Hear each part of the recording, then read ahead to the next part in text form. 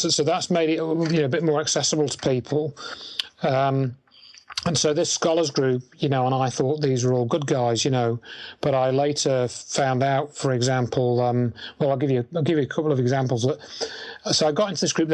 Stephen E. Jones started a forum, and it was in an archaeology bulletin board system that he'd set this up. So it was within an area that he'd already set up, which I thought was slightly odd. I mean, if we've got this site of academics, why haven't they got their own site, with a forum bolted onto it? Because we had one for our UK forum, which I'd helped to set up in 2005. So I thought that was a bit odd. And then Jones would not talk about the free fall time, or of the towers. Well, they didn't fall, but the time that it took the towers to disappear, Stephen Jones didn't really want to talk about that. But to me, that was a bit odd, because that to me was the. You could see that was anomalous. You could prove it mathematically very quickly, very simply, with the equations of motion, which I've talked about before. And but I just thought, oh, well, maybe he just, he's a professor, so he obviously has other reasons for thinking that's not as important as whatever he's talking about, And then certain things were being promoted, such as this thermite paper and the talk of molten metal, and then analysis of this dust that allegedly had come into the possession of the group through someone called, I'm trying to remember her name, I can't remember her name, Jeanette McKinley, I think was her name, and she'd got this dust sample from her window ledge. And then that was allegedly sent to Stephen E. Jones or something, and then he was able to get that tested, and that's when he said, "Oh yeah, we think it's thermite that was used," And I've written a whole lot about, again, even forgetting what we just talked about with the brilliance of the reaction. There's many other things related to that, and it becomes clear why they particularly chose thermite over, just some more sort of fancy named chemical or compound like RDX or whatever. If you study it, it becomes clear why they decided on this cover story. Thermite's the name itself is almost branded now, especially with the 9/11 quote unquote truthers. It's kind of like a brand. It's when anyone hears thermite, they don't think sparklers or railroad tie cutting things. They think, oh, 9/11, that's what did it. And it's kind of people don't realize that these things get embedded into people's minds, and the average person is just going to go float through life, and just pick up keywords. And if they hear thermite, it's no matter what, it's just going to muddy up the waters. And if anything, that's what it does. It keeps them further away from the truth. So you were kept busy too, you and Dr. Wood, while you were in this group. Can you just talk about that for a bit? Yeah, well, I suppose there were two things I'd mention in relation to that. Is that eventually what happened was, Dr. Judy Wood had started to get a bit of attention because she was posting a lot of evidence, basically. I think people were kind of looking at this evidence and thinking, oh, my God, yeah, what's that all about? I better go and check that out. And so I think that was starting to happen a little bit. And I think one of the people that first kind of cottoned onto this was Morgan Reynolds, and he was looking at it, because Dr. Wood was on her own at first, really. And then Dr. Morgan Reynolds, he kind of looked in, and I think in the end they got together and decided to write an article. And Morgan was very interested in the plane crashes, so he wrote an article about that. And Dr. Wood was very interested in how the buildings disappeared. So they wrote this joint article, but it was also kind of like a critique of Stephen E. Jones as well, because they were trying to talk about the evidence that he didn't want to talk about, and he was trying to minimise and ridicule and this sort of thing. So they kind of put that all out, and that was August 2006 when that happened. And they called the article, they originally called it "What's Wrong with Stephen E. Jones" or something, but then they decided that perhaps that, a better title would be "Why Did the Twin Towers Completely Disintegrate?" Because Jones had written this paper called "Why Did the Towers Collapse?" or "Why Did the Towers collapse?" And then he changed it to "Why Did the Towers Completely Collapse?" because he had to acknowledge that there was basically nothing left of the buildings, or very little left of them commensurate with the original size. And so really I began to see that there was something going on in relation to what Dr. Wood was posting. And then I eventually heard this sort of, it's now almost within our circles, it's become almost sort of famous when this Jim Fetzer character, he decided that he had to back Dr. Wood and give her a platform on his podcast thing, which was, I think, an auspicious day, which was November the 11th, 2006. So, of course, that's the anniversary today, because that was, so that was 8 years ago now that happened. 8. And I remember seeing some emails where Dr. Wood expressed some surprise that Fetzer had actually seemingly changed his tune, you know, having ridiculed her for several months or weeks or months, and said, "Oh, you know, can't talk about this no planes nonsense," you know, and all this. And in fact, we've got an email from Fetzer saying that even if the no planes issue turned out to be true, you know, there were no planes, he wouldn't tell anybody.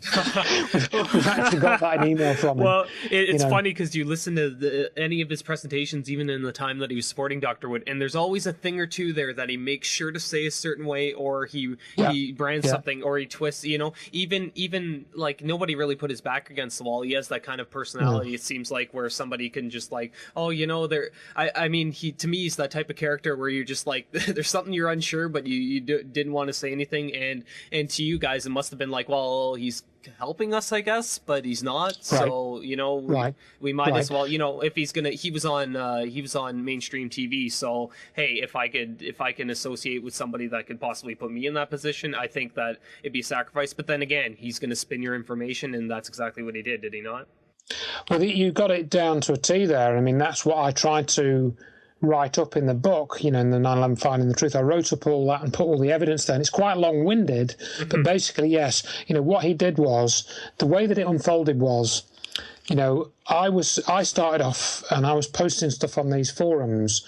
So somebody was tracking what I was doing, I think, and they thought, oh, you know, this guy's got half a brain and he might be able to convince a few people, you know. Just half. Eh? Yeah, just half, you know. And so we need to get him roped into this group, make him feel important, because Fetzer then split from Jones and invited me onto his so-called steering committee for this group. Steering, for sure. Steering. Oh, yeah, steering committee. That's one. Oh, you know, I'm important now because I'm on the steering committee, folks. You know, I'm a valued, you know, intellect or something, and so I mean, that didn't really have any effect on me. I didn't feel important. I just thought, well, if he invites me, you know, I mean, I'll go on it, but I don't really know what he's supposed to do. You know, all it is a flipping website. You know, you don't need to steer a website. You just put stuff on it, you know, and you know, and that's it. And they didn't really do anything. They didn't do any when Fetzer had split from Jones and formed the 9/11 Scholars, and Jones formed this group called 9/11 Scholars for Truth and Justice, and that was quite a chuckle, actually. And I think that site's still going, despite not really doing anything. It hasn't fought for any kind of justice, which, of course, is what Dr. Wood later did. And so, you know, I thought, oh, you know, this is kind of... I knew there was something going on, but I just kind of thought, well, it's probably just how things are. You know, I didn't. This was in 2007, really. It's kind of hard to believe and piece together that there's these people that seem to be helping you and seem to be genuine, but at the same time, you know, they're just. It's an eerie feeling, and we all experience it in our own lives. You know, when you thought you knew people, and it turns out they were just using you for whatever purpose. So. Well, this is it. You know, I think but for me, it came to the point of where. Later on, I mean, I don't know whether you want to go a bit later, where we, you know, sure. Dr. Wood had been posting about the directed energy weapons research roughly for, let's see, about a year. And she'd been gathering more evidence, more pictures, some of the seismic data. And this is all on her website, you know, drjudywood.com. And you can go and look on there and follow the links and so forth. A lot of the original picture libraries now, of course, have kind of moved on, you know, because some of these picture sharing services have merged together or, you know, got absorbed into Microsoft and whatnot. Reverse image search. That's what happened for me. I just uploaded the image, reverse image. Sometimes if you crop it, didn't have as much luck. I believe you could could go to tineye.com. Okay. But the pictures, to doctor one picture here and there, it's a extremely time consuming task. And Yes. and then when to be honest, I have not found a doctor picture. The only thing that I've found that might have been doctored is something like when Stephen E. Jones released that one photo and he completely killed the contrast in it and made everything dark.